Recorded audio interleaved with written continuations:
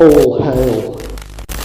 So today, for today's video, I would like to expand on a short I did yesterday about the Velveteen Dream and fans who reckon he should be given a second chance after the utterly shite apology video he has uploaded to the internet recently within the last week or so, where he apologised to Triple H, apologised to Shawn Michaels, apologised to his fans, apologised to Ashanti the Adonis, didn't apologise to anybody like EC3 or the young teenage boys he sent unsolicited dick pics and extremely risque voice messages to, you know, the people he should apologise to, pretty transparently and clearly trying to weasel his way back into a job in WWE.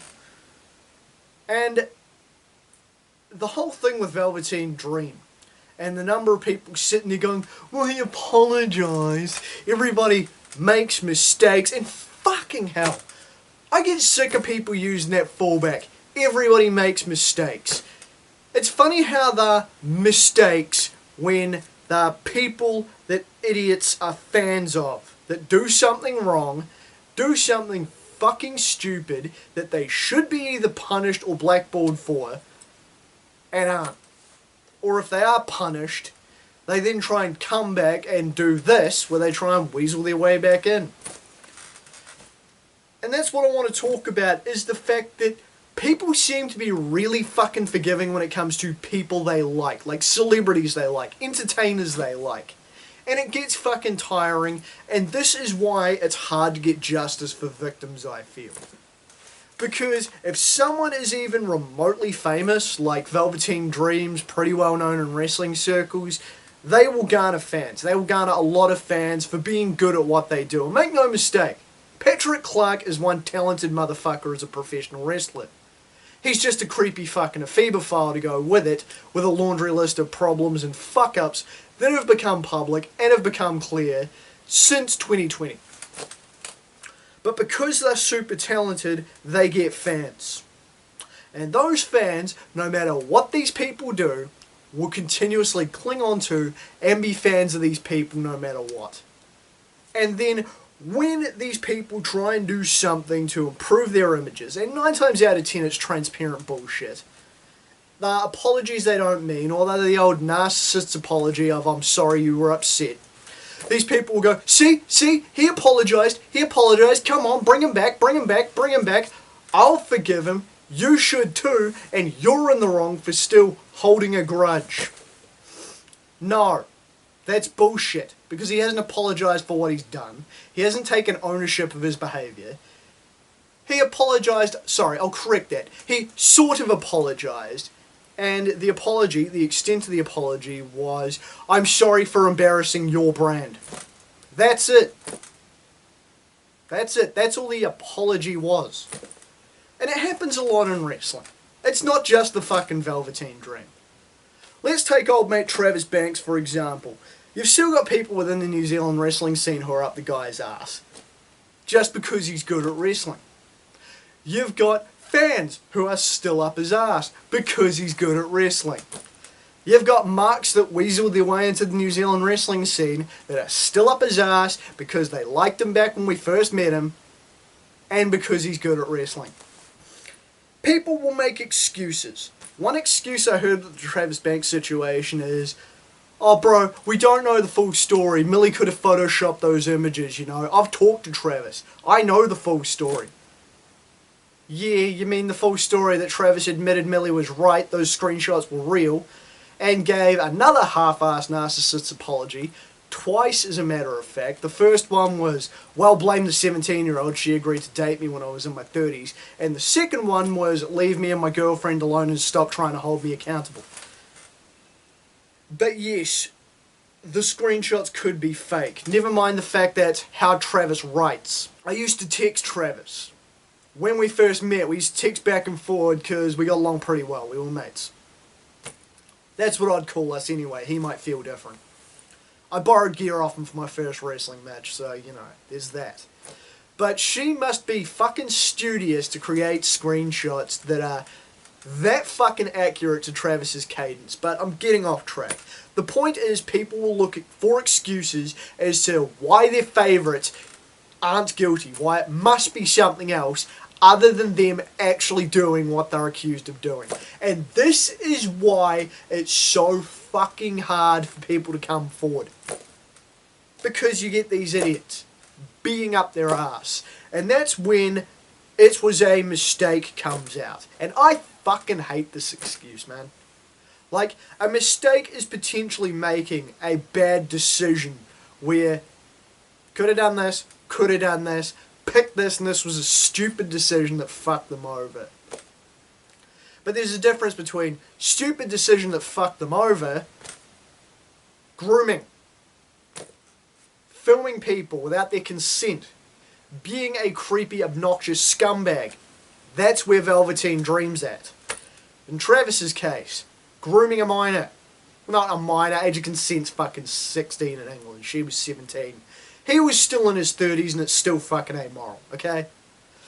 Point being, a mistake is, yep, I fucked up, I should have apologised for injuring someone, didn't, and ruined my own reputation. That's a mistake. Being a phebophile, sending unsolicited dick pics, sending creepy VMs, sending creepy messages to kids, ain't a fucking mistake.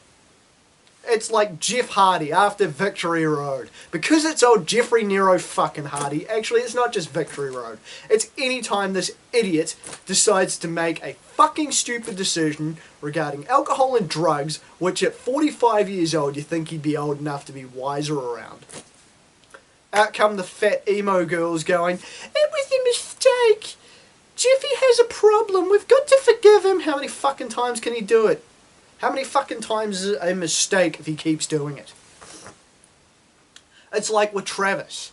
Millie posts these screenshots. Travis posts his half-ass apology.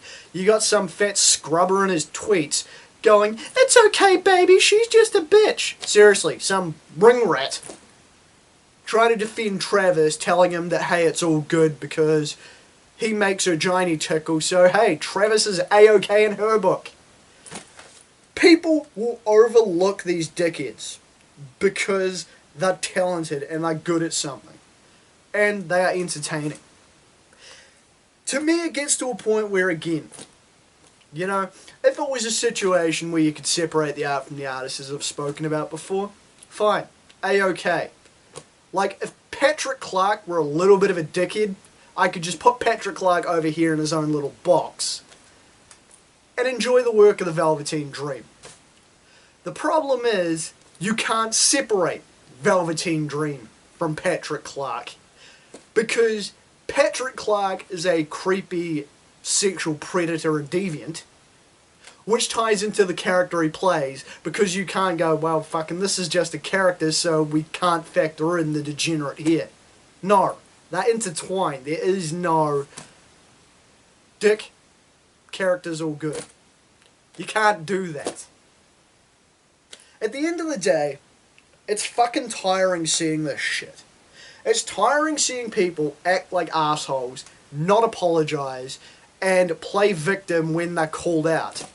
And then you've got a gaggle of fuckwits going, "Oh, well, I like him, so, mistake made, guys, forgive him, put him back on TV."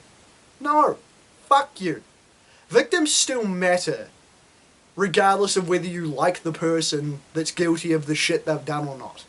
And more to the point, this is where and why people get away with what they get away with in the entertainment industry. Because no matter what these people do, tying back into that thing about people having some form of fame, is if you are some sort of famous, you will always have a gaggle of idiots ready to jump to your defense no matter what the fuck you've done.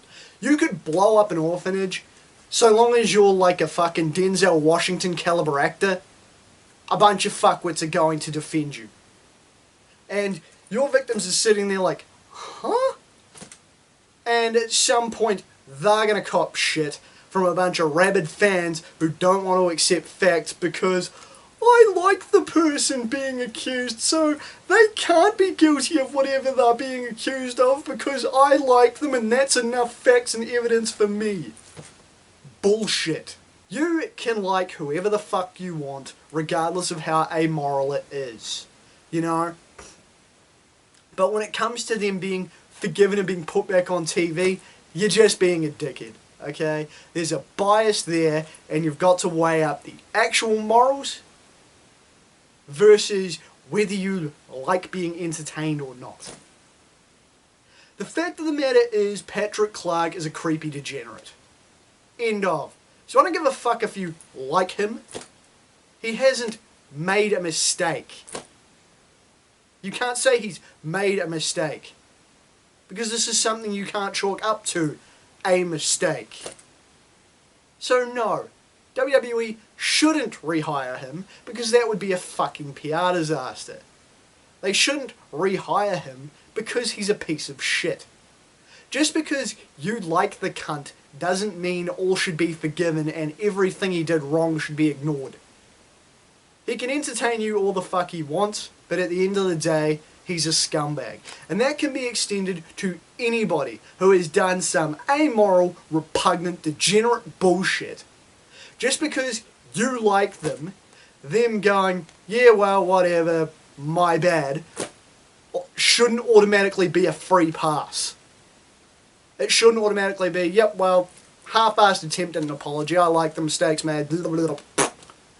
No. That's not a mistake, that's being a scumbag, and it doesn't fucking matter. Because at the end of the day, it wasn't a proper apology, he did what he did, and that's the facts. Again, this is a case of not separating the art from the artist. You can't. You cannot conceivably do that, and it's not up to the rest of the world to change their opinion on trash just to validate you. It is what it is. I said what I said. I stand by what I stand by. I'm Damian Skyfire. Till next time.